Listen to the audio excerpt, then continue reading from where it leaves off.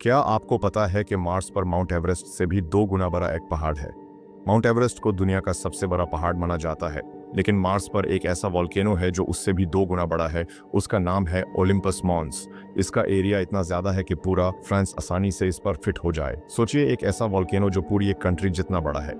Mars हमें सिर्फ लाल सहरा नहीं दिखाता, बल्कि स्पेस के कुछ सबसे बड़े राज भी छुपाए बैठा है। अगर आप स्पेस के ऐसे जबरदस्त फैक्ट्स में दिलचस्पी रखते हैं तो चैनल को जरूर सब्सक्राइब करें।